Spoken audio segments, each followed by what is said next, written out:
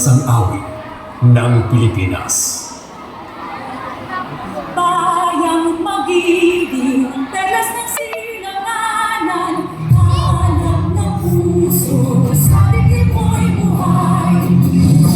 Pag-ibig, huwag ka nang magiging sa pagtulong, hindi ka masisisi. Sa nagkakalaw sa sikat, sa langit ng buhay, may nilalang mula ang awit sa maglalapilay.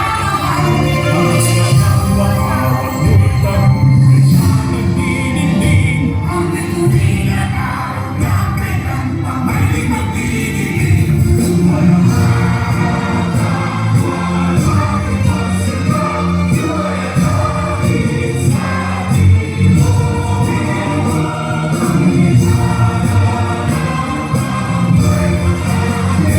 Namatay ng dahil sa'yo.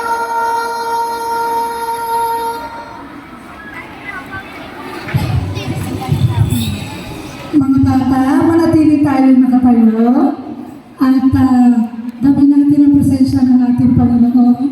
Ipikit natin ang ating mga mata. Panginoon na siyang makapangyarihan sa lahat. Maraming salamat po sa pag-alaga niyo sa amin, sa tuwinan, sa pagbibigay po ng buhay, ng kalakasan, at sa pagpapala na rin po. Salamat po sapagkat ang aming mga presensya sa ngayon ay kapahayagan na kami ay tunay na inyong iniibig. Bagaman kami hindi kaibig-ibig, lagi mo kaming pinapaging dapat. Maraming salamat po, Panginoon, sa mga pag-iingat mo sa amin at pagliligtas mo sa amin sa bawat kapahamakan at ganoon din sa bawat kasakunaan. At sa bawat karamdaman, salamat po, salamat. Ganon din po sa oras na ito, ipagpatawad mo nga po ang mga pagkakamali namin nagagawa. Tulungan niyo po na sa araw na ito ay magkaroon ka ng kaluguran sa aming mga gagawin. At ang mga anghel sa kalangitan ay magkawitan. Kung ang aming mga gagawin ay naayon sa iyong kalooban lamang. O tulungan mo kami, Panginoon, sa aming aktibidad des na ito, diniiban ang culminating activity ng MAPE na kung saan ay aming isasagawa ang mga natutunan na sa aming napag-aralan na may pinamagataang ani ng sining damdamin, diwa at damdamin ng bawat namamayang Pilipino. Kaya naman, tulungan mo nga po ang mga batang magpe-perform. Bigyan mo sila ng presence of mind, bigyan mo sila ng kasiglahan, at tulungan mo na walang mangyaring masama, hallelujah, sa bawat mga gagawin namin. Pakaingatan mo ang bawat isang nangyari nito, pag nasulat ng pangalan ito, kayo po ang sa amin ay laging sumama. At salamat din po sa mga magulang na naglaan ng oras para sa kanilang mga anak. At ganoon din po sa mga nangunguna sa culminating activity na ito. Pangunahin na po ang aming punong guro sa suporta niya sa gawain. Ganoon din po sa aming mga master teachers na MAPE at sa mga coordinator at ganoon din sa mga MAPE teachers. Salamat po sa inyong ibinigay na pagkakaisa. Ganoon naman po ang aming gagawin. Ipagtatagumpay po namin ang aming aktibidades na ito sa tulong habag at awa nito. Kaya naman, salamat po sa mabuting panahon at sa masamang panahon. Nagbibigay kadahilanan upang lalo ka namin purihin sa espiritu at katotohanan. Ngayon, Panginoon, samahan mo kami. Pinagkakatiwala namin sa iyo ang aming gawain. Puri sa iyong napakadakilang pangalan. Sa pangalan niyo po lamang. Amen. Ngayon naman po ay sabay-sabay nating awitin ang Calabarzon March, Rizal Mabuhay at Antipolo Hymn.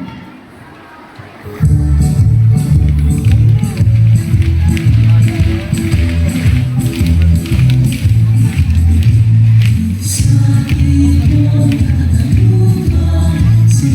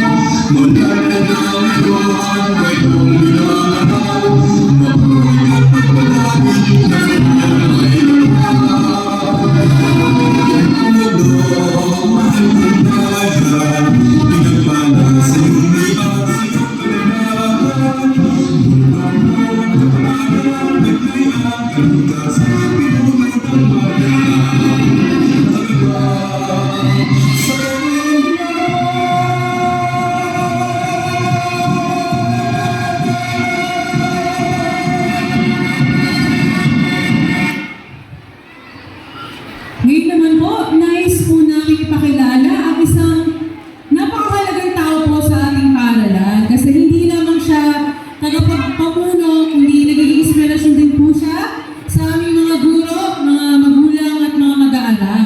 So wala nang iba, kundi ang ating punong guro, Dr. Mervin C. Tortosa. Palakpakan po natin siya. Thank you very much, Ma'am Marjo. Good morning. May dami sumagot.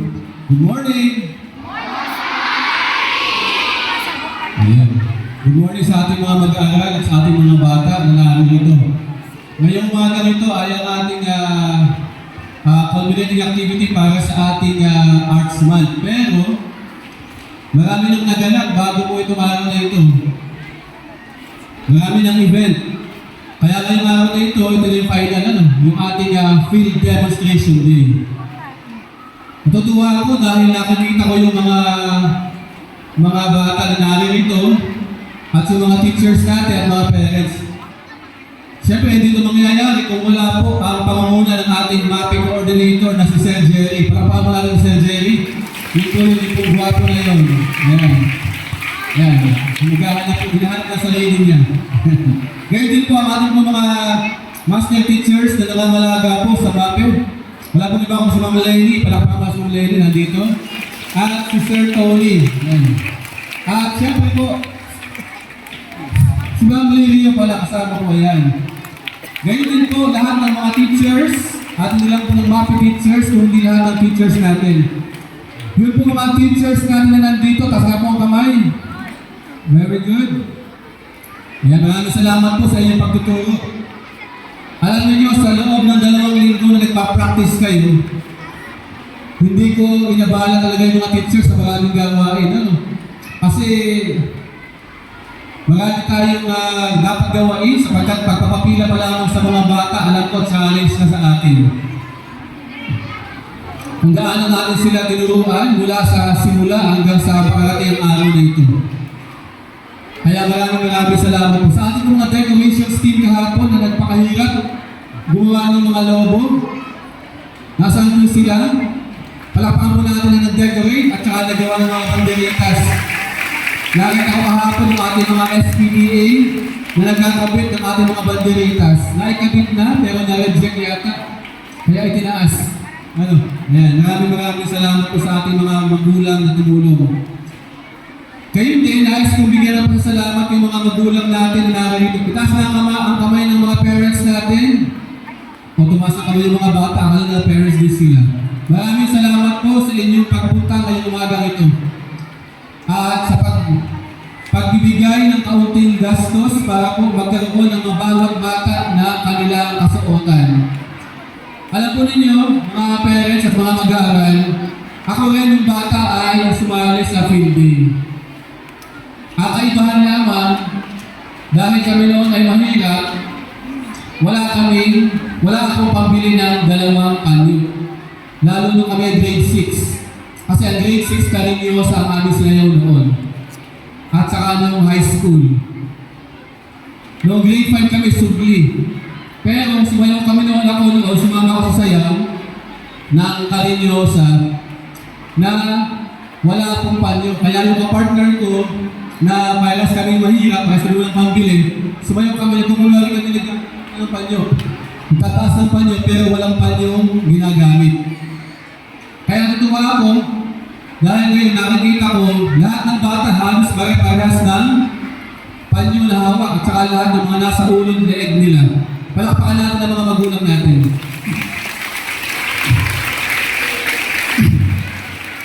Yan po kaunting gastos natin sa mga bata natin ay maaalala nila yan pagdating ng panahon. Pag sila ay naging magulang na rin, sabihin nila, yung anak ako nung ako ay nag-aaral, binigyan ako ng nanay ko ng pambili ng ganito para magamit sa field day. And that will stick to them forever.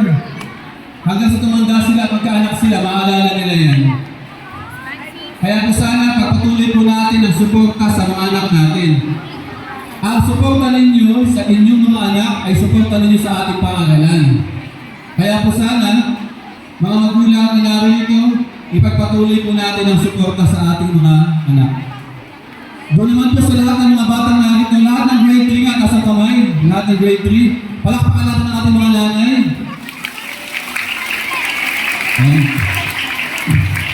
Sabihin sa mga nanay ninyo, maraming salamat po.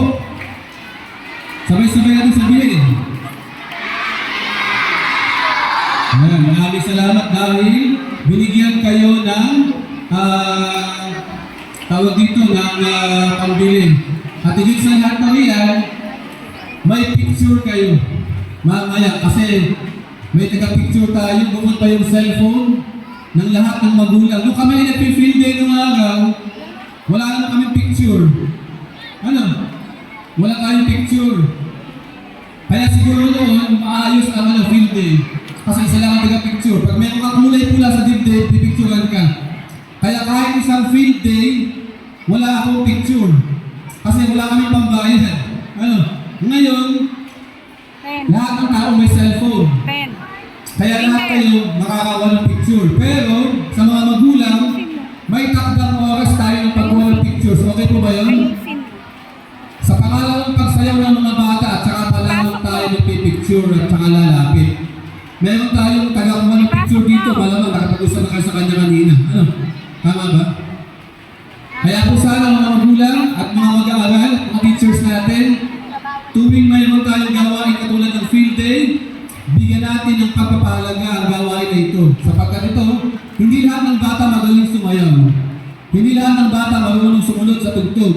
Pero lahat ng bata dapat bigyan ng pagkakataon na makapag-perform. Sapagkat ito ay hindi lamang nila dapat magawa dahil ito yung utos ng mga teachers, sumunod ito ay dapat ginagawa dahil ito ay bahagi ng kanilang pagkatuto. Panghuli, nais kong bigyan ng pansin ang dalawang bagay, kaayusan at kalinisan.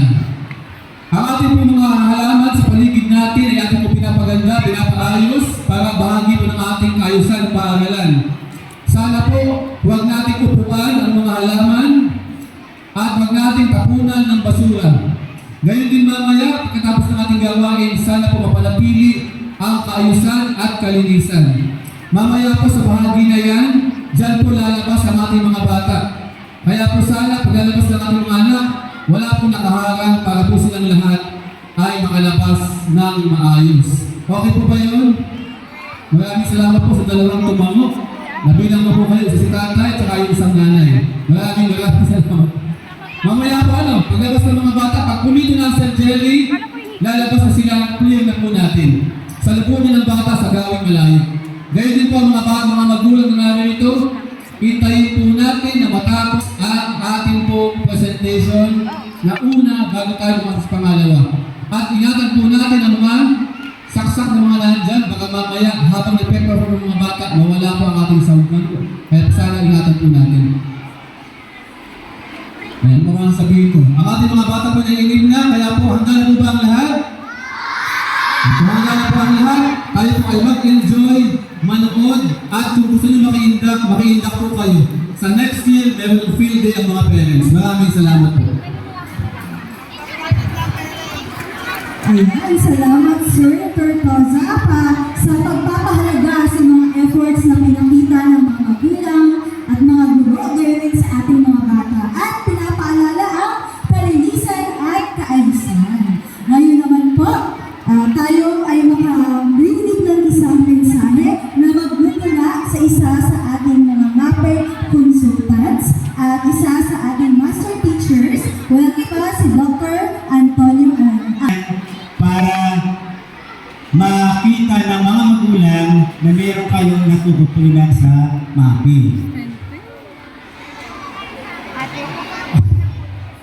Okay, so huli ang isang magandang umaga po sa ating lahat. Thank you so much, sir. And for the statement of purpose, sinatawagan namin ang pinakapogi at napakasipag. Dr. Sundao. Hey, Sir Jerry! Palapakan po natin, Sir Jerry. Dr. Jerry. Okay, so sa mga bata, sa mga magulang, welcome to our culminating activities and welcome to our National Arts Month na may temang Ani ng Sining, Diwa at Damdamin. Okay, so sa kalaman po ng lahat, ito po ang revival ng ating culminating activities. Sir, bakit? Kasi for how many years wala po tayong culminating activities o tinatawag nating field demonstration. Ngayong taon na lang po ulit tayo nagkaroon ng field demonstration. And before I start my statement, so I would like and let us recognize the person behind this success ng ating activity. Of course, nandiyan ang ating MAPE consultant, Dr. And andyan din po ang isa pa nating MAPI consultant, ang Master Teacher 1, Dr. Lenny Molina. And of course, hindi magiging masaya at maganda ang ating programa kung wala ang suporta ng ating ama ng paaralan, Dr. Mervin C. Tortosa. Palakpakan po natin. Okay. So now, ngayong umaga ay ipipresent po natin ang holistic approach. No? So ito po yung tinatawag na holistic approach. Sir, ano po ba yun? So ito po yung mga skills na natutunan ng mga bata mula first grading hanggang itong third. Now, sa MAPI po, ang makikita po ninyo, yan po yung tinatawag na performing arts. Again, yung ipipresent po nila, ang tawag po dyan ay performing arts. Okay. Sir, saan pumasok ang music? Pumasok ang music dahil sila may tugtog, may accompanied na music, at sila ay sasayaw. Yung nakikita ninyong suot nila, yan yung tinatawag na art works. Okay? At syempre, yung kanilang galaw at mamayang hapon, na partikular na kilala sa kanilang walang katigilang katapangan at pagtanggi na sumuko sa mga hamon na madalas na inilalarawan bilang isang matapang at mapanghimagsik na personalidad. Ang terminong waray mismo ay tumutukoy sa mga tao mula sa reheng ito at sa kanilang wika na nagpapahiwatig ng isang matibay, halos royal-like na espiritu. So, sa palagay ko ay handa na ang ating first performance.